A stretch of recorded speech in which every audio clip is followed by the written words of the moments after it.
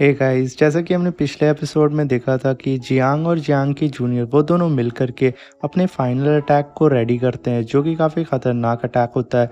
और वो दोनों ही मिलकर के अपनी अपनी धर्मा बॉडी को समन करते हैं। मगर इस चीज़ को देख करके हमारा ली ज़रा सा भी नहीं घबराता है और वहाँ खड़ा होकर के मुस्कुराता है और कहता है, फाइनली मुझे अब अपनी बॉडी को टेस्ट करने का एक और मौका मिल गया है।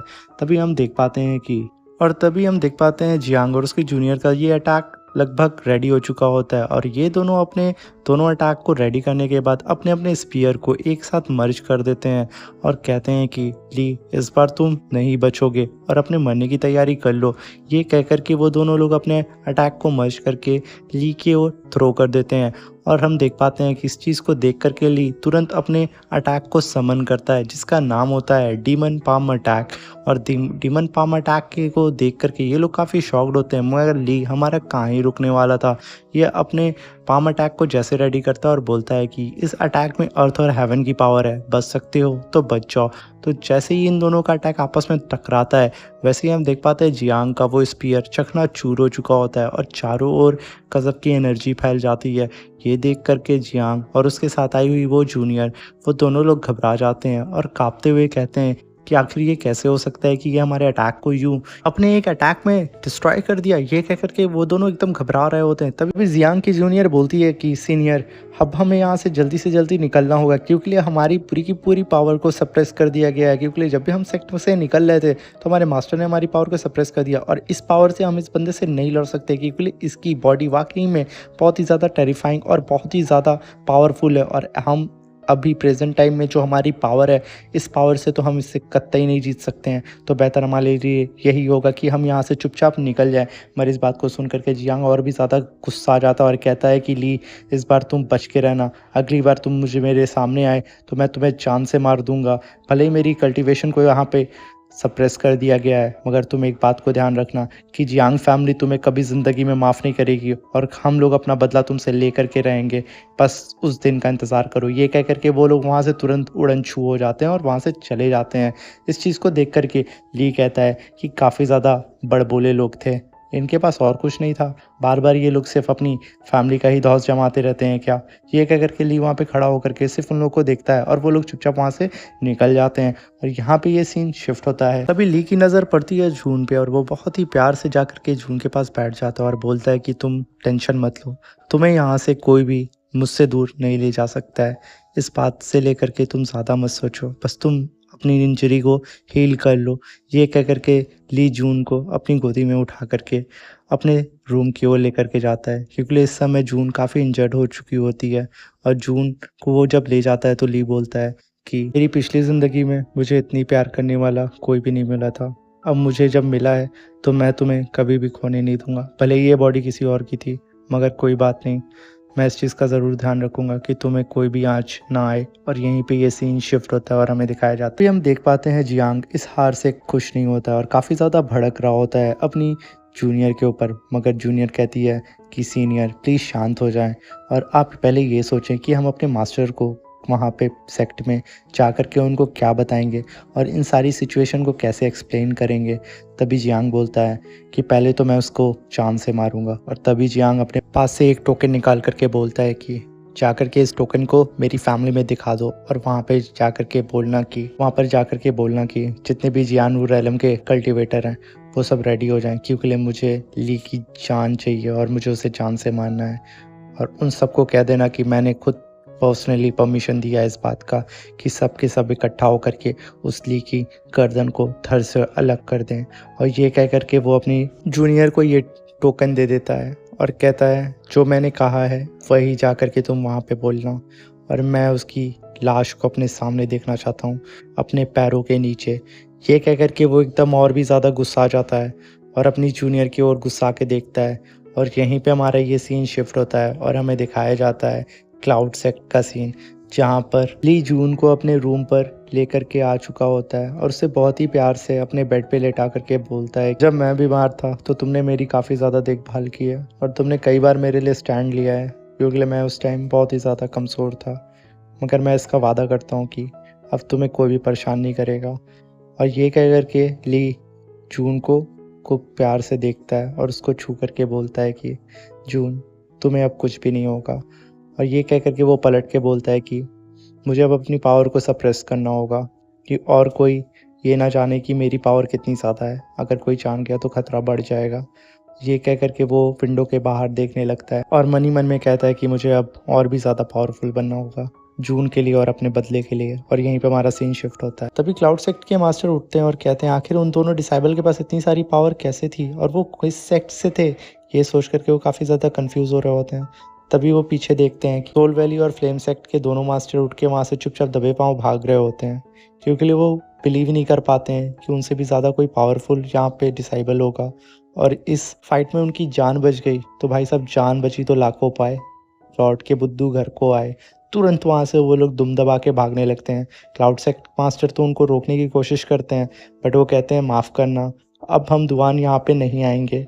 हमने बहुत बड़ी गलती की तो हमने तुम्हारे सेक्ट में आने की, अब हम दोबारा कदम भी नहीं रखेंगे। ये कह कर के वो लोग वहाँ से चले जाते हैं और यहीं पे हमारा सीन शिफ्ट होता है और हमें दिखाया जाता है दी सुप्रीम हॉल। ये 9 रेलम में सबसे टॉप पे होता है और यहीं पे हम देख पाते हैं यूनफी को, जो कि ली की पुरानी ज़िंदगी में उसका दोस्त रहता है और इसने ही ली के पीछे खंजर घोंपा था जब ली ब्रेक थ्रू कर रहा था। और यहाँ यूनफी को भी ऐसा फील होता है कि ली अभी जिंदा है, जो कि ली का रियल नाम होता है जियाओ चैन। और ये कह करके वो कहता है कि जियाओ चैन अभी जिंदा है, मुझे ऐसा फील क्यों हो रहा है। तभी उसकी दोस्त बोलती है, ये भी ली की फ्रेंड होती है पुरानी लाइफ में।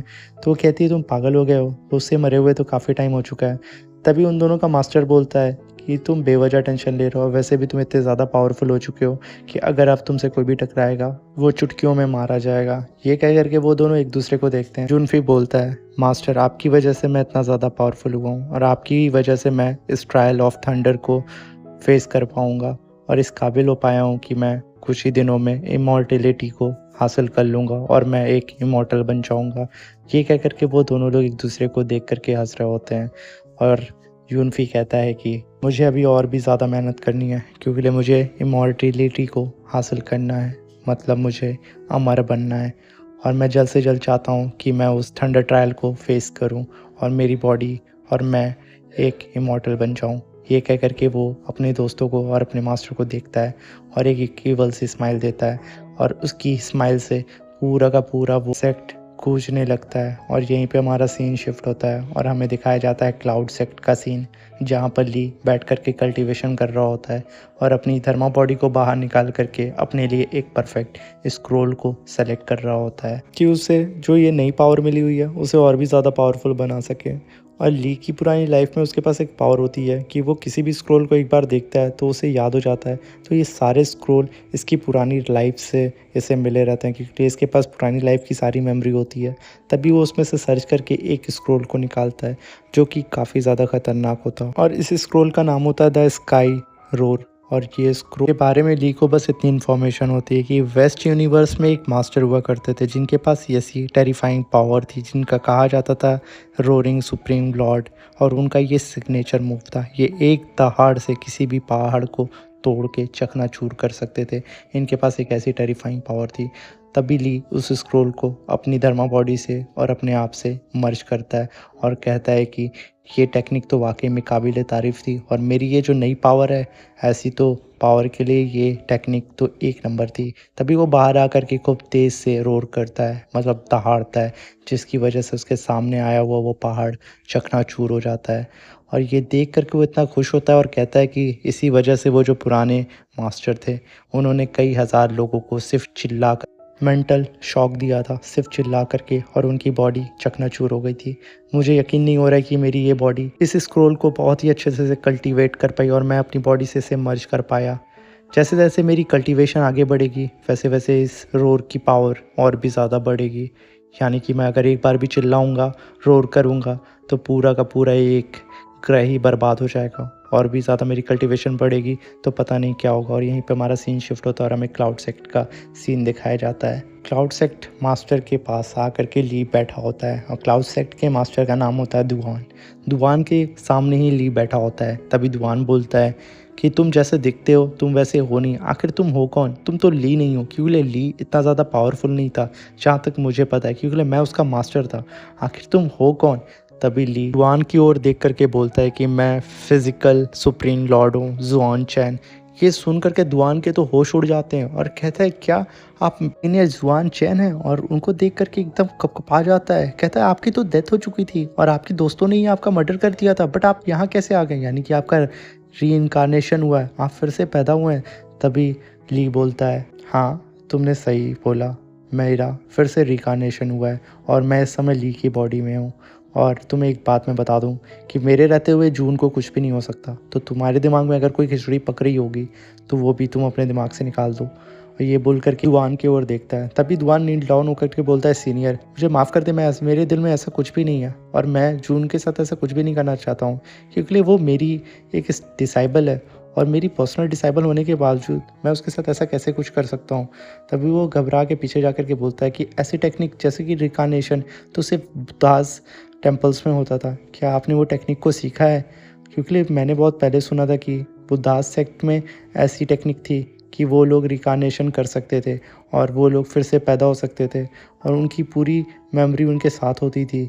क्या आपने वो टेक्निक सच में सीखी है सीनियर? तभी ली बोलता है शायद हाँ, मगर पहले तुम ये बताओ दुआन, क्या तुम मेरा साथ दोगे मेरा बदला लेने में और मेरा साथ देने में कि मैं पहले जितना और भी ज़्यादा पावरफुल हो जाऊँ? हाँ या ना? ये बोल कर के वो दुआन की ओर देखते हैं और दुआन तो वहीं चुपचाप खड़ा रहता है। कहता है भाई मैं करूँ तो करूँ क्या? एक तरफ खाई है और एक तरफ कुआँ, मैं जाऊँ तो जाऊँ किधर? मगर दुआन वहाँ नील डाउन होकर के बोलता है मास्टर मैं आपका साथ ज़रूर दूँगा, आप निश्चिंत हो जाएँ, मैं आपका ये राज़ किसी को भी नहीं बताऊँगा। तभी ली बोलता है यही तुम्हारे लिए बेहतर होगा, अगर तुमने भूल कर के भी इसके बारे में तुमने किसी को भी बताया तो मैं तुम्हें जान से मार दूँगा और मैं अभी ज़ियानुर रेलम जा रहा हूँ, क्योंकि मुझे कल्टीवेट करके और भी ज़्यादा पावरफुल होना है और जब तक मैं अपने से ज़्यादा पावरफुल लोगों से फ़ाइट नहीं करूँगा तब तक मेरी बॉडी और भी ज़्यादा पावरफुल नहीं होगी। तो तुम्हें ध्यान रखना है और तुम्हें ही मेरा आगे के सफ़र में तुम्हें मेरी हेल्प करनी होगी, क्योंकि मैं इस सेक्ट को ही वहाँ पे रिप्रेजेंट करूँगा।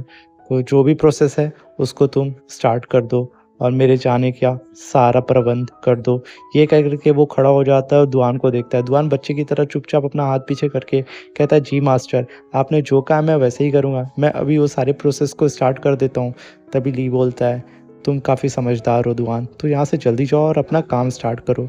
और यहीं पे हमारा ये एपिसोड ख़त्म हो जाता है। अब मिलते हैं इसके नेक्स्ट एपिसोड में। अगर आप चैनल पे नए आए हुए हैं तो चैनल को सब्सक्राइब कर दें। ये सीरीज़ अगर आपको अच्छी लग रही है तो चैनल को लाइक कर दें। इसका नेक्स्ट एपिसोड आप जल्द से जल्द देखना चाहते हैं तो जल्दी से कमेंट कर दें। और आपको मेरी ये सीरीज़ अच्छी नहीं लग रही है और मैं अच्छे से एक्सप्लेन नहीं कर पा रहा हूँ तो मुझे कमेंट करके ज़रूर बताइएगा। और अगर आप चाहते हैं कि मैं कोई दूसरी सीरीज़ को एक्सप्लेन करूँ तो आप मुझे कमेंट करके उस सीरीज़ का नाम ज़रूर बताइएगा। और मैं सोच रहा हूँ क्यों ना सोल लैंड सीज़न 1 को फिर से एक्सप्लेन किया जाए। अगर आपको ऐसा लगता है कि आप वो सीरीज़ देखना चाहते हैं सीज़न 1 तो मुझे प्लीज़ कमेंट करके ज़रूर बताइएगा। मैं उसे 1 हफ़्ते से 2 हफ़्ते के अंदर ही उसके पूरे एपिसोड को अपलोड कर दूँगा, सीज़न 1 पूरा का पूरा। अगर आप चाहते हैं तो प्लीज़ कमेंट करके मुझे प्लीज़ ज़रूर बताइएगा और चैनल को लाइक, सब्सक्राइब, शेयर ज़रूर करिए। प्लीज़ सपोर्ट करिए। Thank you, bye bye, take care.